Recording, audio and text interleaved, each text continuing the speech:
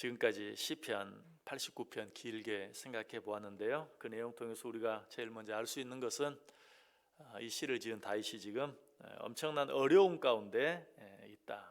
오죽하면 하나님을 향하여 하나님 언제까지입니까?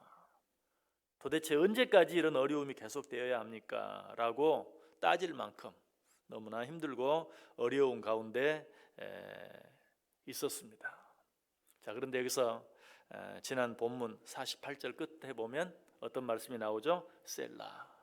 하나님 앞에 그렇게 막 따지듯이 자기의 모든 어려움들을 이야기한 후에 잠깐 쉽니다. 그리고 나서 어떻게 합니까?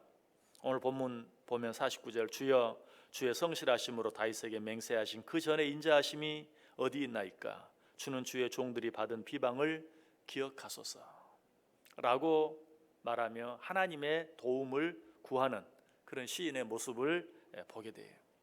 여러분, 이 세상에 자신의 힘만으로 자기에게 당한 어려움들을 견뎌내고 이겨낼 수 있는 사람은 아무도 없어요.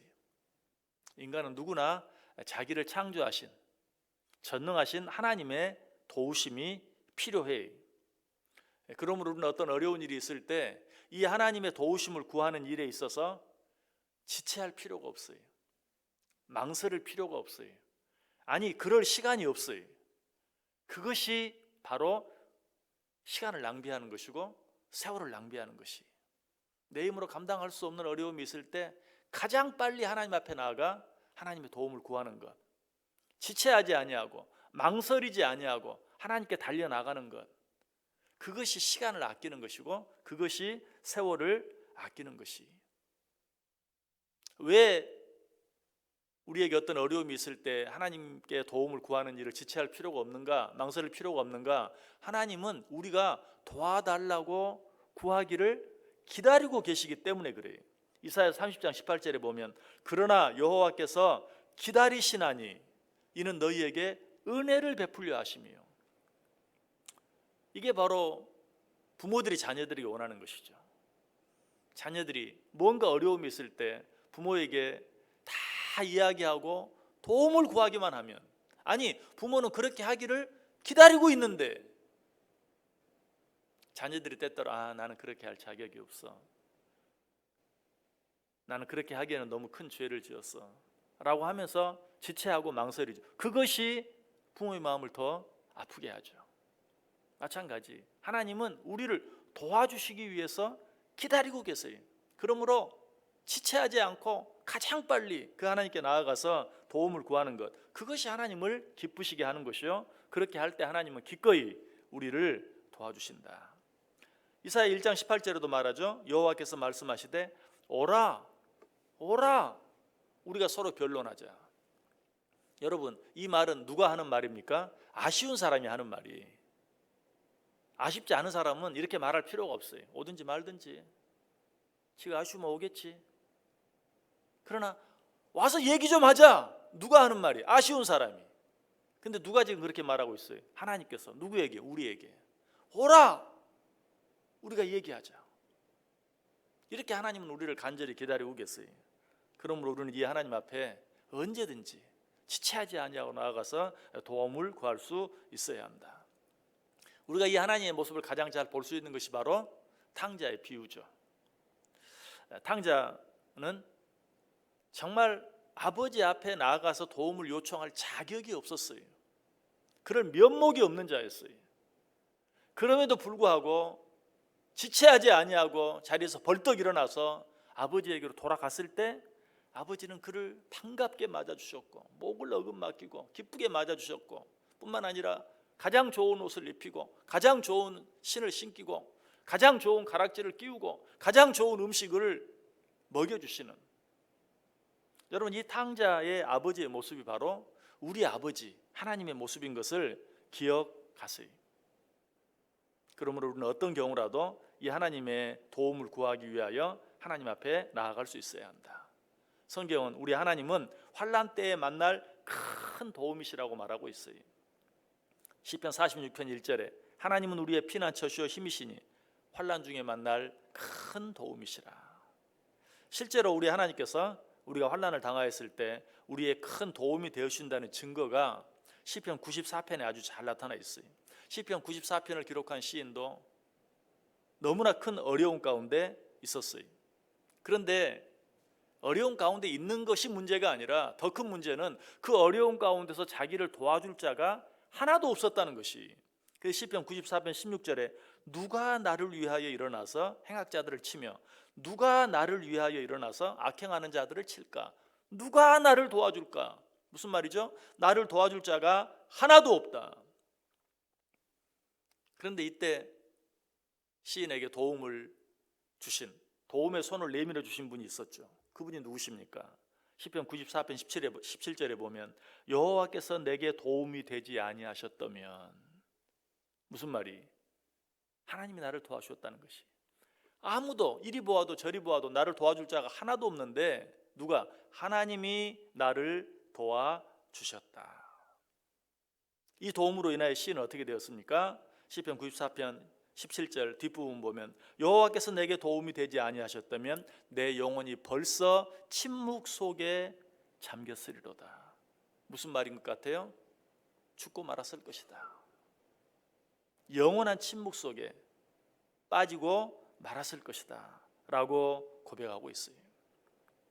혹시 여러분 가운데 이런 어두운 깊은 수렁 가운데 빠져 있다, 내 두 발이 이런 깊은 수렁 가운데, 아니 내 온몸이 이런 깊은 수렁 가운데 빠져서 정말 꼼짝달싹 할 수 없는 그런 상황 가운데 있다라고 느껴지시는 분 계십니까?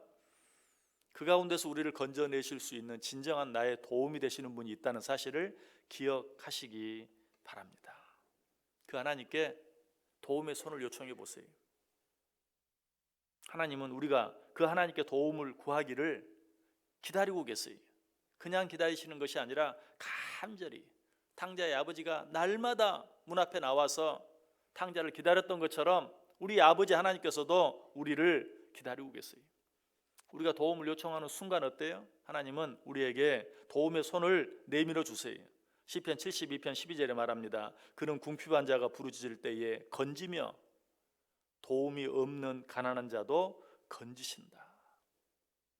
시편 121편 1절 2절에 말합니다. 내가 산을 향하여 눈을 들리라. 나의 도움이 어디서 올꼬? 나의 도움은 천지를 지으신 여호와에게서로다.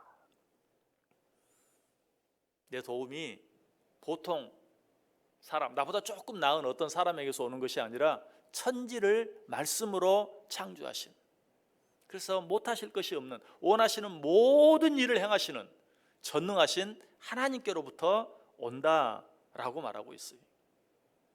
우리 하나님은 이처럼 우리의 큰 도움이 되세요. 보통 도움이 되시는 것이 아니고 큰 도움이 되신다. 오늘 시인은 이 사실을 알았기에 도무지 끝이 없어 보이는, 언제까지니까? 언제까지 이 일이 계속되겠습니까? 그런 가운데서 망설이지 아니하고 하나님께 도움을 요청하는 것을 보게 돼요. 다윗이 이처럼 하나님께 도움을 요청했을 때 하나님이 어떻게 해주셨습니까? 다윗의 일생을 한번 돌아보세요. 순간순간 얼마나 기적적인 방법으로 다윗과 함께 해주셨어요. 그래서 다윗은 그 하나님의 도움에 대해서 사무엘상 23장 14절에 다윗이 광야의 요새에도 있었고 또 십광야 산골에도 머물렀으므로 사울이 매일 찾되 하나님이 그를 그의 손에 넘기지 아니하시니라.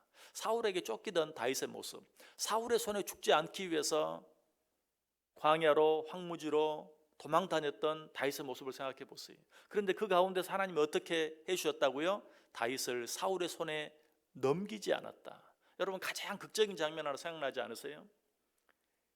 이제 사울이 한 걸음만 더 나아가면 다윗을 잡을 수밖에 없는, 다윗은 그야말로 도간에 갇힌 신세가 되어 있는 때에 사울의 종이 달려오죠. 사울에게 뭐라고 말합니까? 블레셋의 공격이 시작되었습니다. 블레셋이 우리를 치기 시작했습니다.